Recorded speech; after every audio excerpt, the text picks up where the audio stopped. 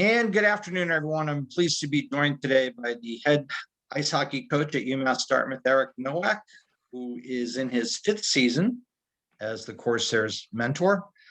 Coach, it's great to see you, as always. Good to see you. It is great to be talking about playing ice hockey again. It's been far too long. It's been since March 7th of last year when your team was on the ice at Plymouth State in the MASCAC championship game. Before we talk about what your team has done to prepare for the schedule it's going to play this season, let's take a look back real quick to last year. It was such a fun ride. After January 25th, your team went 8-2-1, 5 shutouts in 6 games, 13 wins overall, advanced to the MASCAC championship game for the second time in 3 years, and got a little bit of revenge in the semifinals with a shutout win at Fitchburg State in the semifinals. It was a fun ride, and I know you took a lot of positives and a lot of memories out of that season. What's it been like for you and your kids going back almost a full year to when you were all together? Yeah, it's been quite a ride since that game. I don't think anyone in the world could have predicted, it'd be almost a calendar year before we were able to play a meaningful hockey game again. I think COVID was just kind of unfolding really that week. And we started hearing about, some potential cancellations going forward, and no one really knew what to think. And next thing you know, spring break rolls into a second spring break, and then you're sort of down for the summer. But hockey being a winter sport, you're thinking, well, we'll get it sorted out, by October, and that didn't happen, obviously, for anybody, certainly in Division III. So our guys have just tried to stay positive and stay in shape and do the workouts online that we had. We had some practices, obviously, in the fall, and we've been able to really get going here second semester, and it's been a lot of fun, getting ready for potential games, and the guys have responded well and obviously stayed in shape while they were away. And, I can't give them enough credit. You talk about rolling with the punches and moving games and games canceled and getting your hopes up and getting excited like the day before, and something happens and it's 100% out of our control. So you feel bad, certainly first and foremost for the players that, they're the ones that practice sweating it out and going hard in the weight room and the rest of that. And it's just the way things are in the world right now, where there's really no control over what'll happen. So it's been a tough time for them in particular. But the way they've responded has been unbelievable. And I've said to other people, not one player on the team has ever complained about anything. And that speaks volumes to, the leaders we have, our captains in the locker room, and the captains that came before them, that have started this culture here at UMass Dartmouth and laid the groundwork for our leaders this year. And, to see the way they've responded to adversity, and there's been a lot of it.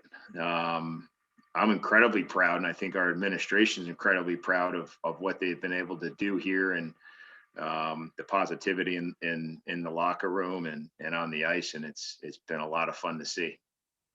Well, there's no question that, everyone's looking to feel some sort of normalcy now. And I'm sure for you and your team, it just feels normal to be back on the ice in the middle of winter and preparing to play games. You talked about the leadership that you've continued here. You certainly inherited that tradition from Coach Raleigh and have carried that forward the last 5 years. Let's talk about your captains for 2021. They happen to be your top 3 returning scorers, so they certainly are leaders both on and off the ice. Let's start with Dylan Raiden. He had 26 points, your leading returning goal scorer last year. He's a co-captain along with Kai Kapasi, who had 9 goals and 16 points.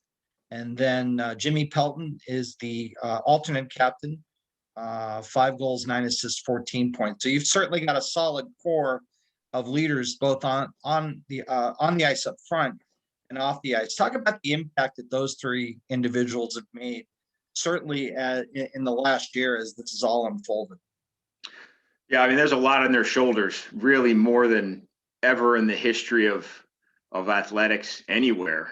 I think captains at every school have really felt it and had to step up and do a lot more than maybe anyone has in the past. And those three guys have done amazing things for this club, but they sort of do it off the ice as well. And I've said that about former guys, but those three guys that we have as captains this year are outstanding students.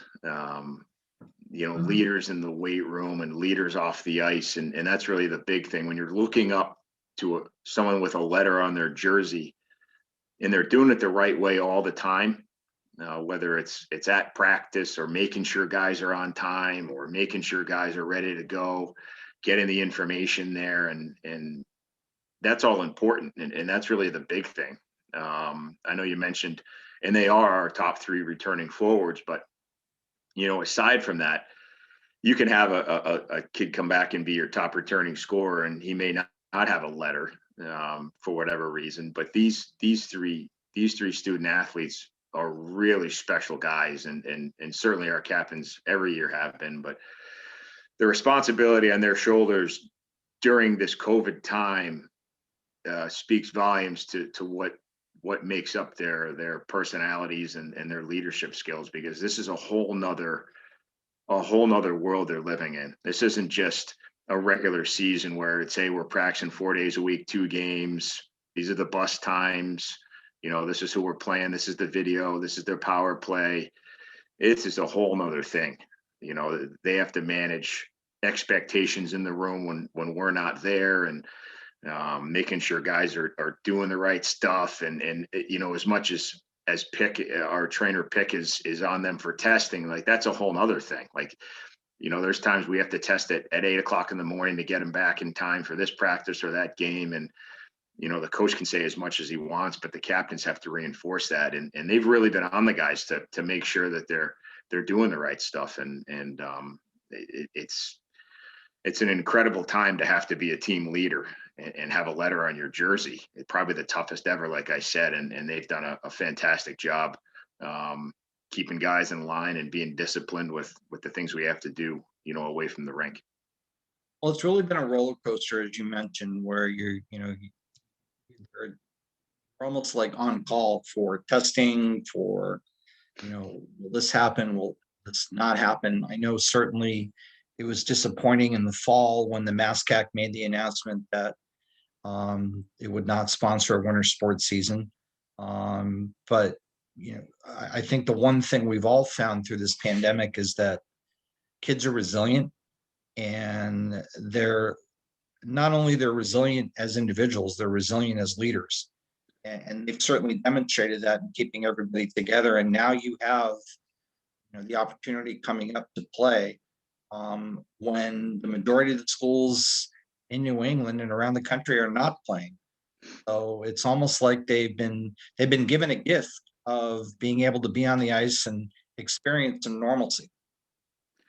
Yeah, I think that's the big thing. And it's funny you mentioned that. We skated Saturday. We had a practice Saturday, and like everything went perfect. Like our power play was ripping it, and everyone was flying. And we had a captain's meeting after, and I said, well, that was a really great practice. And all three guys just said, hey, we're ready to play. Like, we're ready to go. We've practiced enough. We need to play against somebody else. So they're ready. They've kept our new guys in line and gotten our new guys ready to go, as much as the coaches have. So, our last couple of practices have just been awesome. And I think they're ready to play at this point and get it going here. And even if it's, a shortened schedule, our administration has given us the opportunity to do something that the majority of schools aren't doing. Right. And like you said, we're not playing for a MASCAC championship this year. And really there are no championships this year in D3 hockey for the most part, certainly not in the NCAA. So, we begin the opportunity to play these games and get some competition under our belt and have some fun and all that sort of stuff. So we're just we're just excited to try to get going here, hopefully, and play a few of these games and like get back to normal, like you said. Let's go back on the ice for a minute and talk about your blue liners. You've got your two top returning defensemen are Pat Twombly and Jake Maynard. I know you've got some new faces in the defensive core this year. What are you looking for to mix your veterans with your newcomers out on the defensive side? Yeah, we lost some pretty good D from last year. Some really important guys that logged big minutes, and having a few guys back this year has certainly helped. I think Maynard and Twombly have come back, and they look even better than they did last year. And Maynard's only a sophomore, so you look at Jake and you say, oh, he's a grizzled veteran. Well, this is only his second year, and Twombly's in his third year. So just excited about our guys back there. I think they're really skilled. We've got some freshmen that have come in and been even better than we thought they were going to be, thankfully. And I think our back end's looking really great right now, certainly with our goaltending as well. So we're excited to kind of see the skill level back there. We've got some size that we haven't had in the past, and we've got some skill that we certainly have had in the past, but we haven't had, 3 or 4 guys that were over 6'2" and could skate and shoot and really, rip the puck from the blue and do things like that offensively. So, I'm kind of excited to see that group get going here.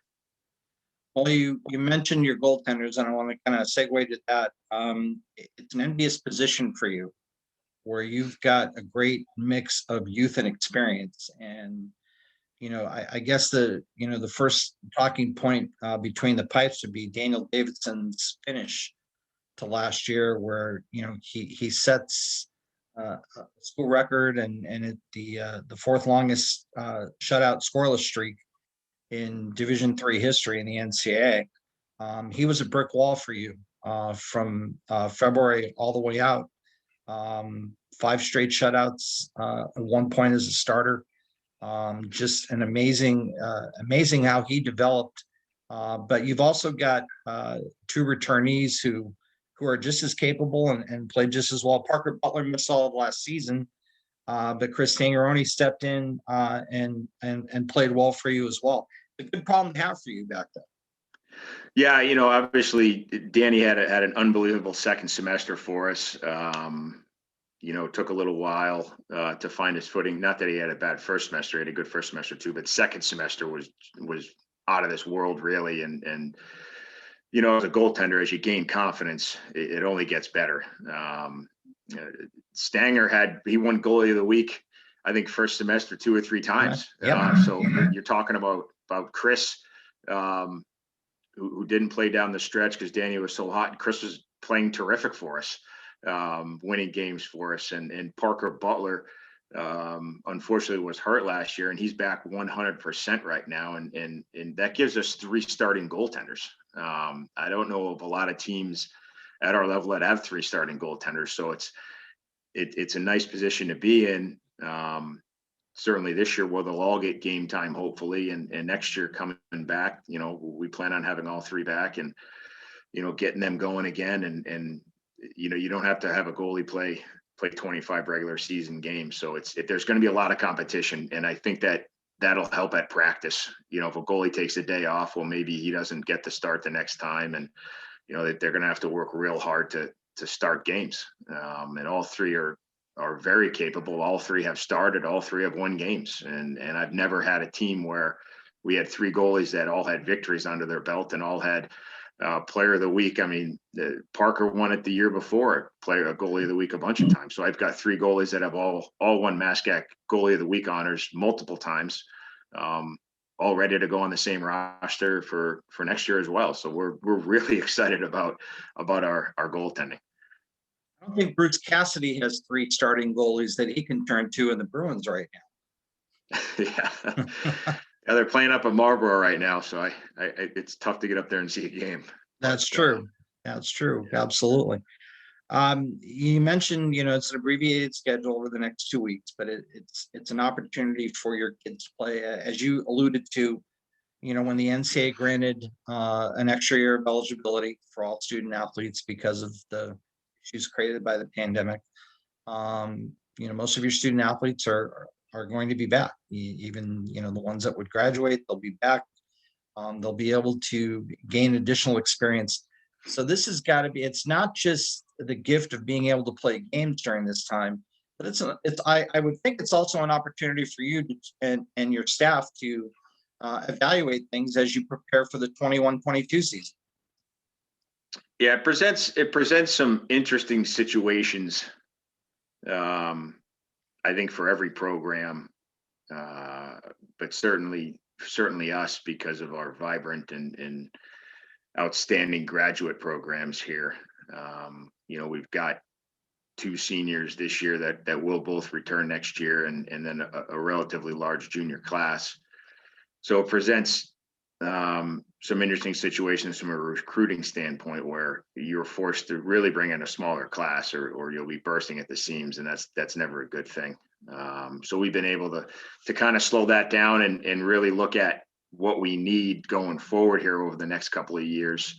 But we're real happy with the group we have, and certainly had a few guys that opted out for the season that will be back next year as well. So what you see this year is pretty much what we'll have next year, with a couple added. But it really lets us kind of sit back and evaluate what we have, and it gives the freshmen 30 or 40 practices before we get going again next year. So this is almost like free hockey right now, and they're taking full advantage of it. So it's certainly a new place for us to be in, and I think for every D3 program, where you've got some extra time to really look at what you have and take your time recruiting wise, and make sure the roster's ready to go for next year. Coach, I know you're excited to get back out there. You will, you can go to CourtsAthletics.com and get all the information you need on the upcoming games that the team will be playing. Coach Noack, thank you so much for your time. I appreciate it. Look forward to seeing you guys play, and best of luck. And look forward to talking soon about when we can talk about a full 25 game schedule going forward. That sounds great, Jim. Thanks a lot. I appreciate it. All right, he is Erik Noack, and be sure to catch Courts or Ice Hockey in action the next 2 weeks in late February, early March, and we will see you next time. Thanks, Jim.